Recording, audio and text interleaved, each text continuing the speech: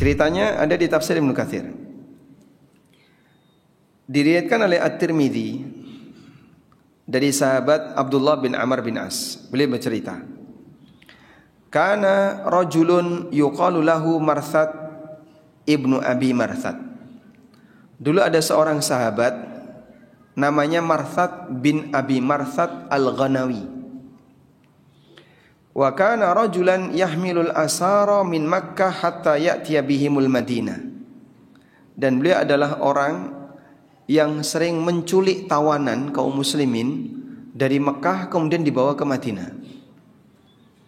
Jadi di masa ketegangan antara Mekah dan Madinah, dulu orang-orang musyrikin Mekah kalau sampai ada orang Islam di luar Madinah ketahuan masuk Islam, ada orang ketahuan masuk Islam, maka akan mereka datangi terus ditangkap, diculik dan ditawan di kota Mekah.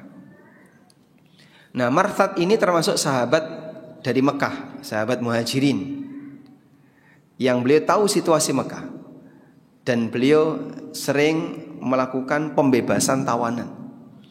Jadi datang malam hari, kemudian sembunyi-sembunyi, lalu nanti mendatangi tawanan, kemudian dibebaskan, dibawa ke Madinah. Qala wa kanat imra'atun baghiyun bi Makkah yuqalu laha Anaq. Dan di Mekah ada seorang wanita pelacur namanya Anaq.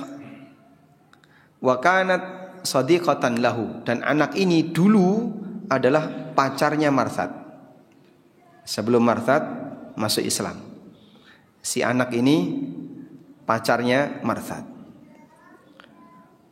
Kemudian satu ketika Marthad punya tugas untuk mendatangi kota Mekah dalam rangka membebaskan seorang tawanan. Maka datanglah beliau ke kota Mekah. Kata Marthad, faji'tu hatta intahaitu ila dhilli haitin min hawaiti Makkah fi lailatin muqammarah. Maka saya datang ke kota Mekah dan pada saat itu sedang malam purnama, sehingga cahaya bulan itu sampai bisa menghasilkan bayangan tembok karena saking terangnya. Kemudian saya sembunyi di sebuah bayangan tembok di satu malam. Faja'at Anak fa'absarat sawada dhilli tahtal haid. Tiba-tiba datang Anak, buka jendela, melihat ada bayangan yang sedang sembunyi di balik tembok. Falamman tahat ilayya arafatni. Ketika Anak itu melihat dengan detail, dipandangi terus, akhirnya dia sadar. Dia tahu, oh ternyata ini Marthad, mantan pacarnya dulu. Faqalat, maka si Anak langsung bertanya, Marthad? Itu Marthad? Fakultu, ya saya Marthad. Faqalat, maka si wanita ini pun mengatakan, marhaban wa ahlan, selamat datang Marthad. Halumma fabitta indana al-laila. Ayo tidur di tempat saya saja. Masya Allah. Malam ini silakan tidur di tempat saya. Gratis wifi. Masya Allah. Nginap saja di tempat saya. Fakultu, maka Marthad mengatakan, ya Anak, haramallahu zina. Allah mengharamkan zina, sehingga enggak boleh untuk zina. Marthad menolak. Faqalat, maka Anak langsung teriak, ya ahlal khiyam, hadzal rajulu yahmilu asrakum. Wahai penduduk kampung, ini ada orang yang menyelundupkan, mau membebaskan tawanan. Ada orang penyelundup yang mau membebaskan tawanan kalian. Akhirnya beliau pun lari. Fatabi'ani thamaniyatun wa dakhaltul handama. Ada 8 orang yang mengejarku sampai aku masuk ke sebuah daerah namanya Handamah. Fantahaitu ila gharin, kemudian saya sembunyi di dalam gua. Jadi gua ketika itu bukan gua seperti kita gitu ya, masuk lorong gitu. Tapi dia cekungan. Ada bebatuan, ada cekungan. Marthad masuk ke situ. Fadakhaltu fihi, kemudian saya masuk ke dalam gua tadi. Nah, 8 orang yang nyari-nyari tadi tetap berusaha untuk mencari. Hatta qamu ala ra'si, sampai mereka berdiri tepat di atas gua tadi. Fabalu, terus mereka kencing. Fadhalla bauluhum ala ra'si, mereka kencing tepat di atas kepalaku. Dalam posisi mereka tidak melihat ke arah bawah. Kata Marthad, fa'amahumullahu anni, Allah membutakan mereka sehingga tidak melihat aku. Tapi kencing di dalam gua tadi tepat kena kepalanya Marthad. Masya Allah ya. Lebih milih mana? Tidur bersama si wanita tadi tapi aman, atau lari tapi seperti ini resikonya?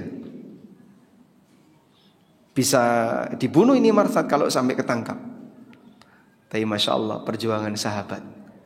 Daripada terjerumus ke dalam praktek zina yang haram, dia lebih milih untuk menanggung resiko walaupun itu bisa mengancam nyawanya. Thumma raja'u, sampai kemudian setelah mereka kencing di dalam gua tadi, mereka pun pergi. Faraja'tu ila sahibi fahamaltuhu, lalu aku kembali melakukan aksiku sampai berhasil membebaskan si tawanan tadi dan membawanya ke Madinah. Fa faqaqtu anhu uqbulahu, aku lepaskan tali yang mengikatnya. Kemudian aku bawa dia ke Madinah.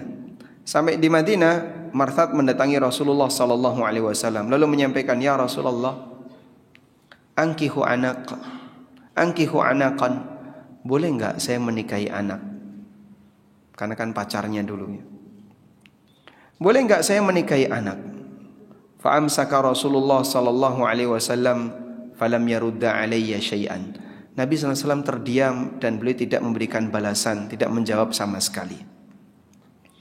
Hatta nazalat, sampai turun firman Allah, az-zani la yankihu illa zaniyatan aw musyrikah, waz-zaniyatu la yankihuha illa zanin aw musyrikun, wa hurrima dzalika 'alal mu'minin.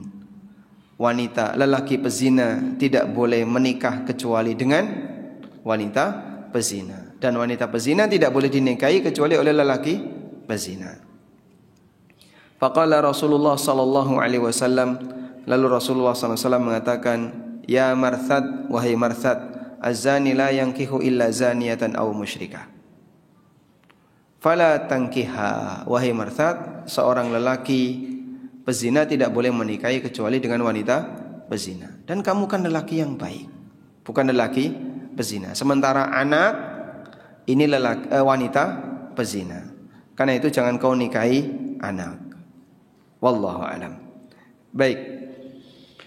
Sehingga berdasarkan hadis ini menunjukkan bahwasanya makna nikah di situ adalah apa tadi? Melakukan akad nikah. Karena Nabi SAW melarang Marthad untuk melakukan akad nikah dengan anak. Sehingga makna la yankihu di situ adalah melangsungkan akad nikah.